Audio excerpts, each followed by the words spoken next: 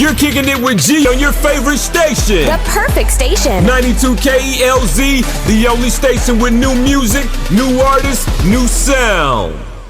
Yo, you are live with your boy G Coss on 92 KELZ. Hey, we back in this thing for another week. Last week we talked about depression. This week we're going to talk about different things that's a little bit more on a soft topic. So today we have Jay Renee in the building. How you doing? Good, how are you? Everything is going well, going well.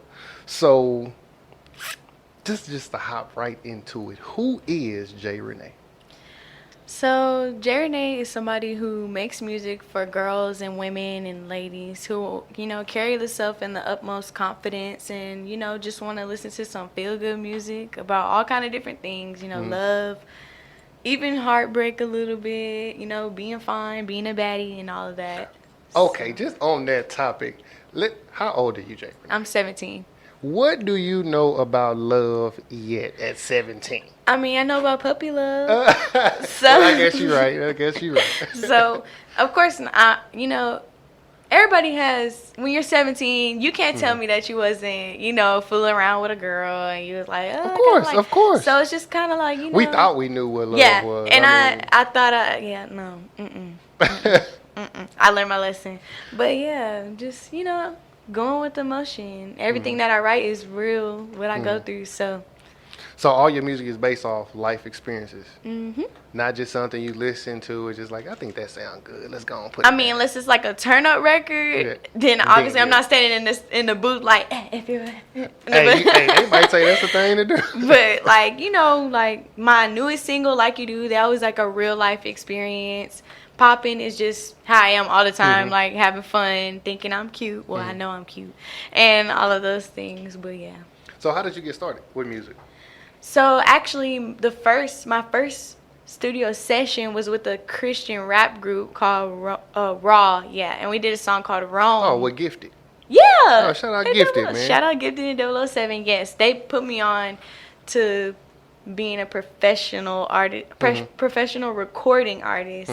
So I got to record that record and then just hearing it, and I got to perform. We did this whole performance where I dressed up as a goddess and I had these it was just really cool and dope, and I was like, dang, I really want to do this. So how was that, working with Gifted? That being your first time, how was that experience? It was super fun, and I met a lot of people, and they showed me nothing but love. That was 7 years ago or 6 years ago, and every time I see them, it's just love. We just turned up, love on each other. That's my family. So it was really fun and dope. So you went from Christian hip hop, now you're more on your R&B vibe. Yeah, now I'm on the R&B. So what is the difference, do you feel between the Christian music and the R&B music? For you? Honestly, my content is still pretty positive, so it's not really that big of a shift. And I do have an inspirational, two inspirational records on my project as of right now. So it's not really people are over dramatic about the separation of the two, but it's not really that different to me. It's not that serious. So, did you know when you was going in, did you know what you was doing, or did they kind of guide you? Yeah, when you was recording music. Well, he had sent me a rough of him. Oh my gosh, if I could find this rough of him singing, I swear I'm posting it. But he sent me a rough of him singing it, and I was like, okay. So then I practiced, and I went in there and I flipped it and made it my own, and they were like the producer we worked with was just like, okay, y'all know y'all got something on your hands here. And that was it. So your first track, you get the Christian music. You done moved on past that. What comes next? After that, are you head in the clouds? I done made a song. I'm good now. Now you just throwing out songs left and right, or you kind of nervous still? I mean, I've been performing, so I wasn't really nervous about being people think that artistry is just okay, let me put out a record. It's a lot of stuff that goes on behind the scenes. So performing and putting together sets and stuff, I'm fine with that. It wasn't really anything new. But after that, then I told my mom I actually want to write, and I want to vocal produce, and I want to do everything that goes into a record. And we just kind of jumped into it when I was in 7th grade, and that's when I started this project that I'm on right now. So this started in 7th grade? Yes, this started in 7th grade. Think about how serious that is. At 7th grade, being able to grasp the concept of, hey, I'm about to make this serious, and I'm finna try to make this work. How did school change for you? Like, you mean like my peers' reaction to my... Your peers' reaction, and the whole mindset of school. Like, how did you stay in school mode? Like, you know what?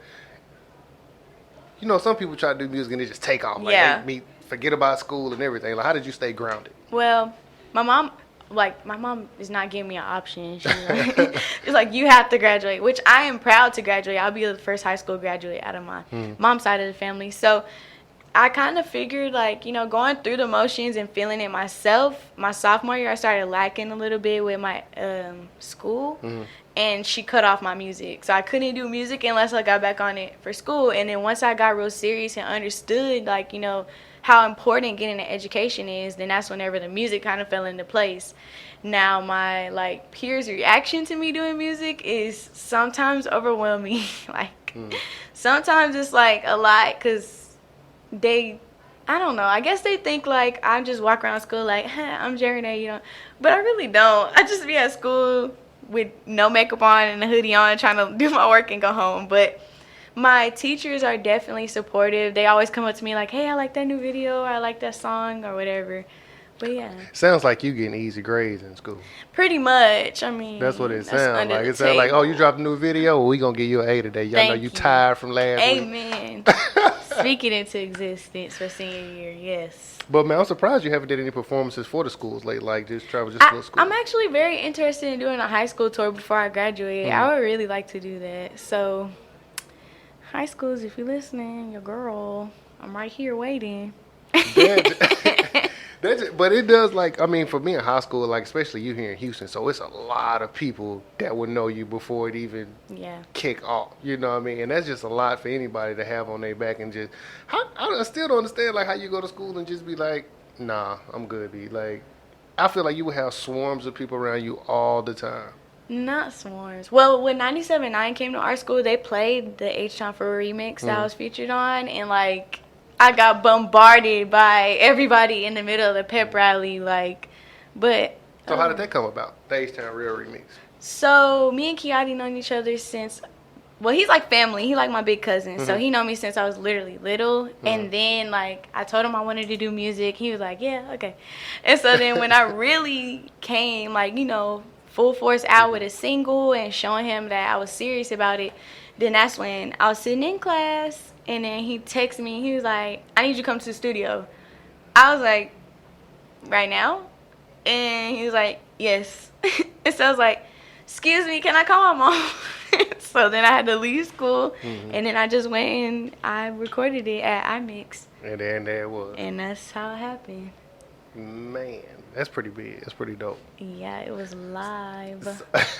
So, but what are some other artists that you work with in Houston? Zero, you know, that's like my uncle, so he's a really good mentor to me. I appreciate that. That relationship also came out of H-Town for Real, and he's actually featured on one of the tracks on my upcoming project. Yellow Fella, he's super dope. Always coming, showing love. We always go to each other's shows and stuff. This new kid, his name is Royal. He's actually a Christian hip hop artist that I know's son.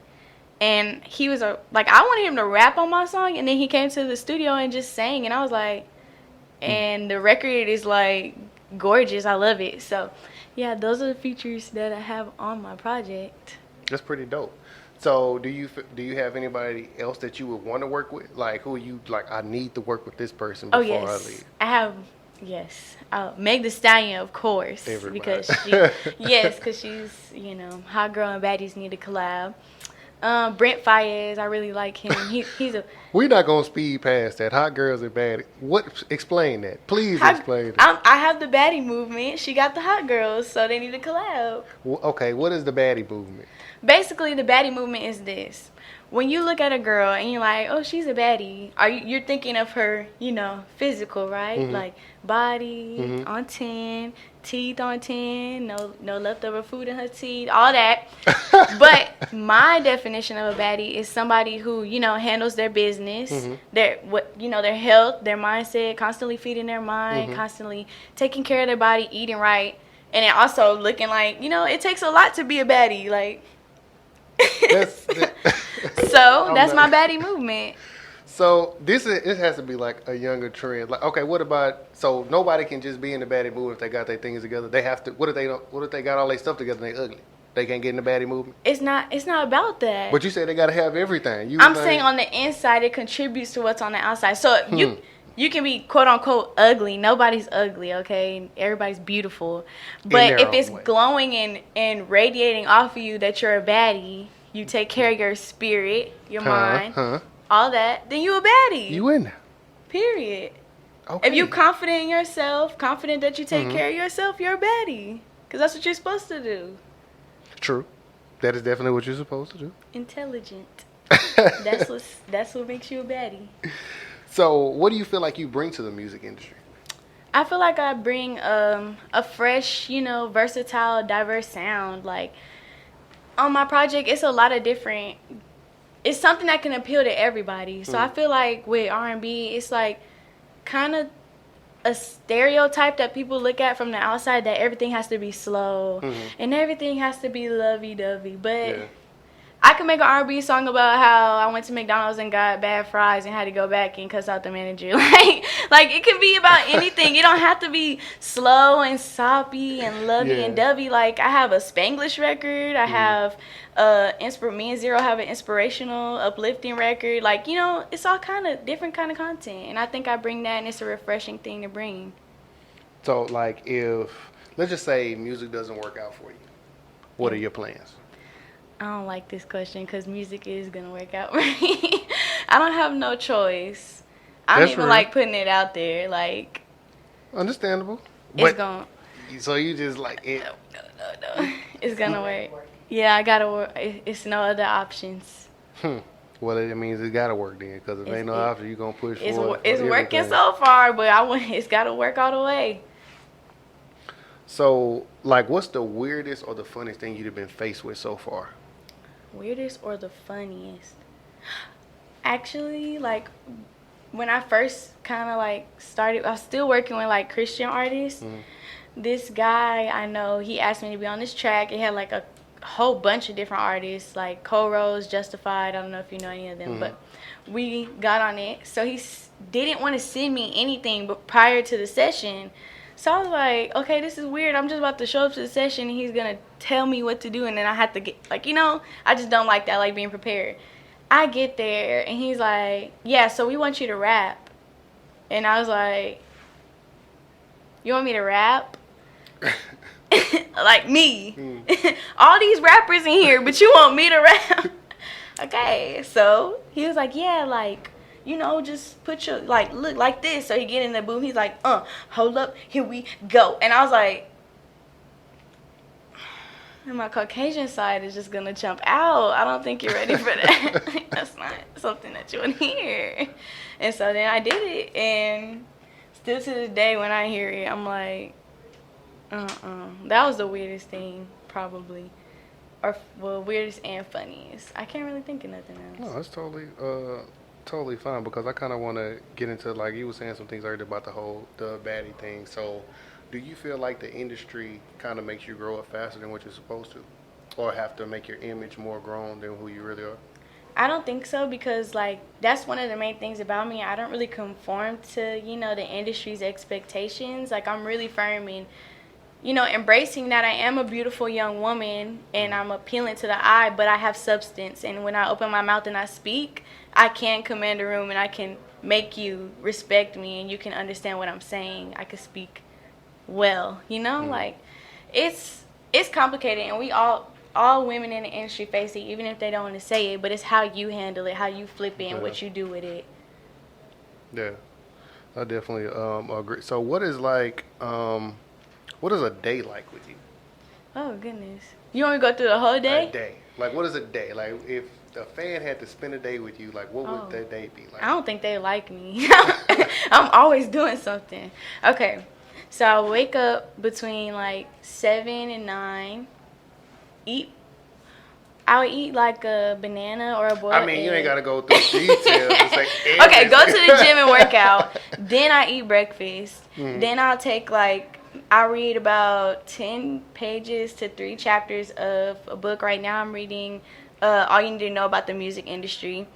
And then after that, it'll be kind of lunchtime. Either I'll write before lunch or after. Make a healthy lunch. Then I'll work out for 2 hours. And then usually by then I'll have like, you know, an interview or I'll have a studio session or performance or hosting somewhere or something like that. So that's what they would. So you don't even have like so I guess you have a routine that you would have to at least write in the morning before you do anything. So that's not really like required by like anybody on my team. That's just something that I really wanted to set during this period of me stressing the importance of being a baddie. Is like that's something I personally want to improve in. Like there's always, your writing can always go to a next level. So every day I try to, you know, learn 5 new vocabulary words and find out, like maybe even write like a little hook and see how I could. That's big because so many people think the only thing they can do is just, like, we gotta have a freestyle. If I can't freestyle, I'm not an artist. Yeah, like what you're saying is like, it's big. It's not too many people that say that. It's really just like I really want to be a songwriter. Like, I am a songwriter, but I want to be an elite songwriter. So I'm not going to, same thing with singing. I'm always going to find new warm-up techniques and vocal techniques that will help me improve, you know, because 2 years ago I couldn't hit half the notes that I hit today. So it's like, always room to improve. But my favorite quote is, if you're comfortable where you're at, then you're lazy. So it's always, you can always be better. And I've been listening to like some of your music, and you've been in the high range. Most of your music is more like the high tone range up in there. I like that. It's pretty dope. Thank you. So what is success like to you? Like, what does that look like to you? Success looks like me being on the Billboard charts, of course. Me writing for, you know, heavy hitters in the industry, being on the top tier. I carry myself like I'm on top tier, but I do see myself in the next 5 years being a top tier artist. You know, selling out shows, doing tours, collabing with other mainstream artists, and being a role model to younger girls, such as, like, you know, Beyonce was mine, Mary J. Blige, Etta James, Aretha Franklin, all them, like, being that girl to younger girls. Do you feel like being in the limelight is, like, the top thing? Because, I mean, you can be successful and just be a songwriter. Behind the scenes. Yeah. Me, because I want to be an artist, I think it is very important to me, because I do want to get that platform and then use the platform correctly.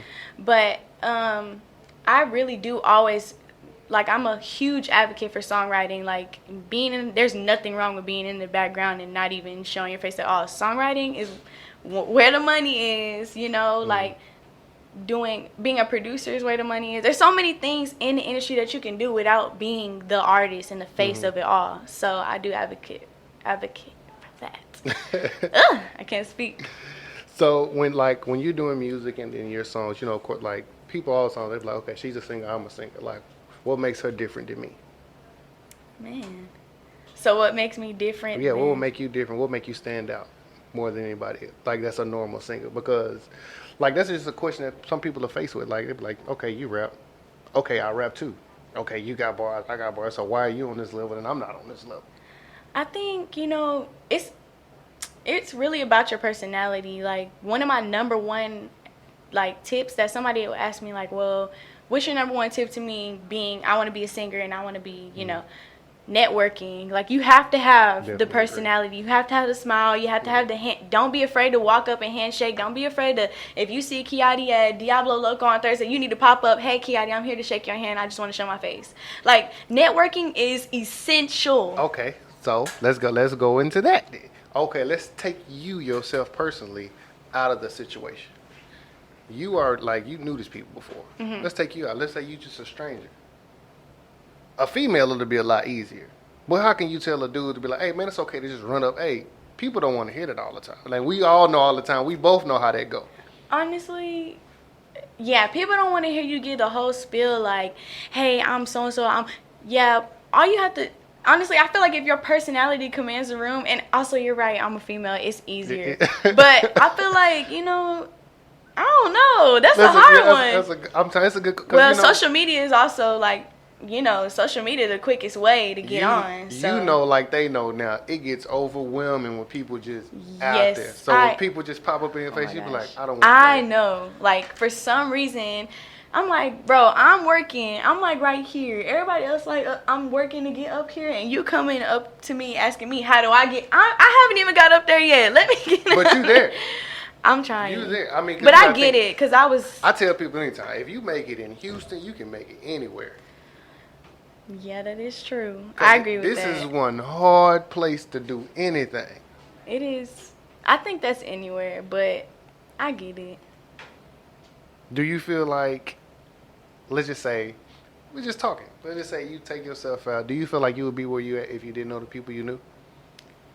I think I would because I'm a pretty hard worker and my talent like really speaks for itself. Not in a cocky way. I really don't want that to come out, but I do believe in my talent. And I believe No, that's important. Like people. But don't talk I about did the make work those that's into connections. it. Like, yeah. Kiati was family, and it was me that went out on a whim and was like, no, I really want to be an artist. And I didn't ask for no handouts. It's just sometimes I feel like respect. you had to work harder than a normal person would because he knew. Exactly, because your family, like, they looking at you like, you my little cousin. Like, no, like, it took a lot to build some of the relationships that I have with artists and producers. Like, you really gotta, like how you said, you could sing, I could sing. What make me worth it for you to work with me? So you really gotta prove yourself and show that you have that work. That's what's up. So if you can have people remember one thing about you, what would you have them remember? And your music career. In my music career. That I wasn't scared to sound different than everybody else. Like, I wasn't scared to record a Spanish record. I wasn't scared to record a record with somebody you wouldn't expect. Or, I'm just fun. Like, if I come up with an idea, I'm just like, let's do it. Of course, send it through the team first, but I'm pretty creative. I don't like staying in one box. Speaking of boxes, since you're like a young artist, speaking on the smaller scale of things, like me, I'm a filmmaker. Like, I've been doing films. Every plot has been used in the world. There is no new plots. Do you feel like, is there any new sounds that really can be created? Or is it just how you approach it? I feel like there's always room for new sounds. You just got to really be the person who is courageous enough to step out and create it. There's new stuff in the industry every day. There wasn't this mumble rap just a couple years ago. Like, there's always room for new sounds. I mean, I definitely understand with them remaking beats and, redoing things, but they still had to go back and sample that original and build around it. Yeah, I feel that. It's just so, it's so much you can do. It's pretty repetitive, but there is still room. Like, they did it, so we should be able to too. Just gotta stop being. So, do you see yourself owning your own label? Label? I never. Eventually. Eventually. I don't know. I think that would be live. Because I definitely think it's something that you can actually start now that nobody's ever done. You start finding talent right now. There's nobody that's going to high schools with you that's already got good voices, and you put them on. That's true. I think I could see myself doing that. That'd be dope. I ain't say grab their hand and drag them on, but you can guide them in the right direction. I think I could see myself. Doing that, definitely. See, we just took the baddie movie to a whole nother level. Breakthrough. No, but while we got you here, I mean, that was going to be one of my last questions that I had, what you kind of said earlier. Like, what is some of the advice that you could give someone that wants to break into the industry or wants to be a singer or who just inspires just to do, anything that they want to do? So 3 things. Mm-hmm. 1, network. Like I said, that's literally so important. Like, people really respect you face to face rather than DM. Even though we said people can get agitated with hearing you give your whole spiel, but seeing your face, they're gonna wonder, why do I keep seeing this person? Then they eventually are gonna ask you. Then that's when you take the opportunity. Social media is your best friend. That's the quickest way. I had a video a year ago today. I just realized it went viral. I got 2.5 million views. It was a small clip on Twitter, and it went viral again on Instagram. So literally, people are getting signed off Instagram and other social medias every day. Like, that's literally a whole career in itself on your phone. And third, just be authentically yourself. Don't let anybody conform what you have going on. Like, if artists really took every no to heart and changed their authenticity, then half the people that are top tier heavy hitters in the industry wouldn't be who they are or where they are today. I agree. And there you have it. Period. But before we go ahead and tell the people your social media platforms, where they can get in contact with you, where they can listen to your new music, anything. All right, so you can check me out on Instagram at JaeRene.music, JaeRene.music. You can subscribe to my YouTube channel, It's Jay Renee TV, to stay tuned for new content, because I will be dropping some new content, and I have 2 visuals for my 2 singles, Poppin' and Like You Do, produced by DJ EXO and Tony Tone. And also, I will be dropping a debut project next month titled Jay Renee. It's going to be an EP, and I want y'all to go and get it. It'll be out on every streaming platform. And yeah, continue being a baddie. Carry on. You're kicking it with G on your favorite station. The perfect station. 92 KELZ, the only station with new music, new artists, new sound.